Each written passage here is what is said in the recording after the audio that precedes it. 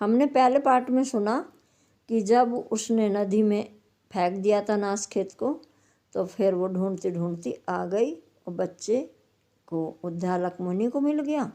अब वो तीनों वहीं रहने लगे।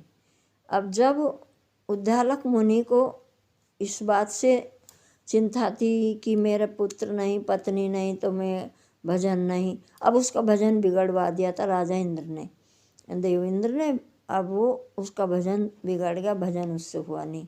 अब उसे पत्नी भी मिल गई, बच्चा भी मिल गया। अब उसकी साधना सधने लगी, अब उसका भजन अच्छा बनने लगा।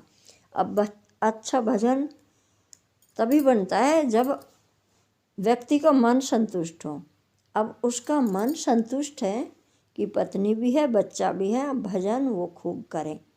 लेकिन कभी कभी वो दोनों पति पत्नी अपनी बात कर ले में कि ऐसे हमें नासखेत नदी में मिला, ये मिला, वो मिला, ऐसी बात वो नासखेत सुन ले। छोटा बच्चा है, छोटे बच्चे माता पिता की ऐसी ऐसी बातों पे बहुत ध्यान देते, सावधान रहना चाहिए। और बच्चा माता पिता को ऐसे देख ले तो बहुत चिढ़ता भी है। अब क्या हुआ, नासखेत के मन में आ गए कि मैं इन्हें नदी में मिला था, ये मेरे माता पिता हैं भी या नहीं। तो उसने अपने पिताजी से पूछ लिया कि पिताजी, मैं सचमुच में आपका ही बच्चा हूँ, माता का बच्चा हूँ, आपका बच्चा हूँ, या मैं आपको नदी में मिला। तो उसने कहा, उद्दालक मुनि ने, कि जाओ अपनी माँ को पकड़ के लाओ मेरे पास और उनसे पूछेंगे। और बेटे अपनी माँ को वहाँ से पकड़ना जहाँ से आपके पिताजी ने ना पकड़ा हो। और वो आया और माँ के पास खड़ा होकर सोचने लगा कि ऐसी जगह कौन सी होगी जो पिताजी ने कहीं से माँ को ना पकड़ा हो। और वो आए जाए लेकिन समझ नहीं पाए कि ऐसी जगह कौन सी है माँ की जहाँ पिताजी का हाथ न लगा हो।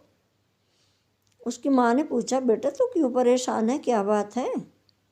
उसने कही, माँ पिताजी ने मुझसे कहा है कि अपनी माँ को पकड़ के लेके आ, और ये कहा है कि वहाँ से पकड़ना जहाँ से तेरे पिताजी ने न पकड़ा हो। उसने कही, जहाँ से बेटा तेरा मन करे तू वहाँ से पकड़ ले। उसका कहने का मतलब था कि बेटा तू हमारे पुत्र के रूप में हमें प्राप्त हो गया, लेकिन हमारा रिश्ता बहुत पवित्र था। आपके पिताजी ने हमें नहीं देखा और हमने आपके पिताजी को नहीं देखा और हमारे संतान हो गई। हमारे रिश्ता बहुत पवित्र था। और ये बात नासखेत को उसकी माँ ने समझा दी कि तू ही हमारा बच्चा है, हम ही तेरे माता पिता हैं। अब नासखेत उनकी सेवा में लग गया, जी जान से सेवा करे, और उद्दालक मुनि भी भजन में लीन रहने लगे। अब नासखेत तो नासखेत है भाई, उसकी तो नासखेत है।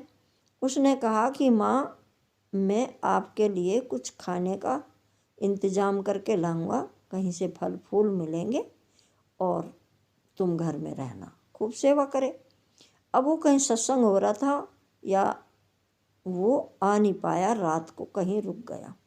अगले दिन दोपहर में आया और उसने अचानक से आके कुटिया का गेट खोल दिया और उसने अपने माता पिता को थोड़ी गलत अवस्था में देख लिया।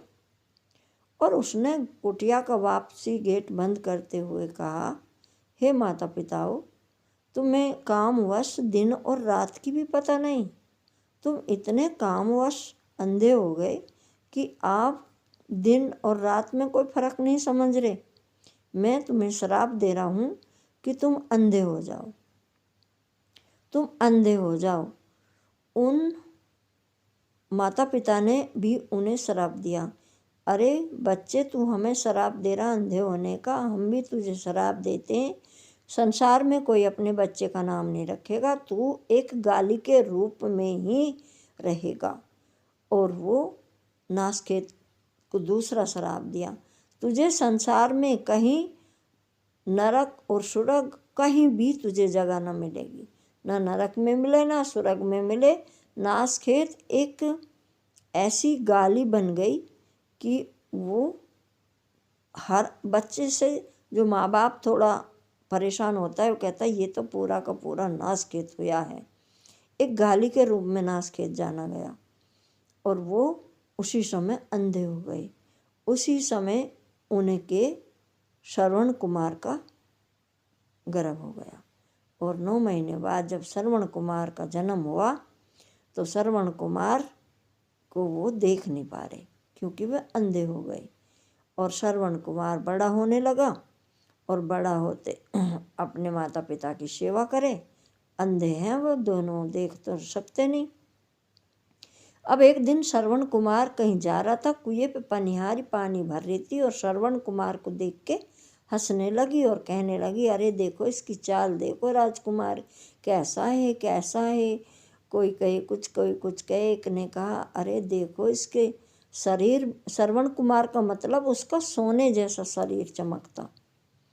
किसी ने कहा, अरे सोने जैसा तो है लेकिन माँ बाप के लिए तो ये एक शराप ही है। जब से ये हुआ है, जब से इसके माता पिता अंधे हैं, ऐसा उनके लिए यो अशुभ हुआ है।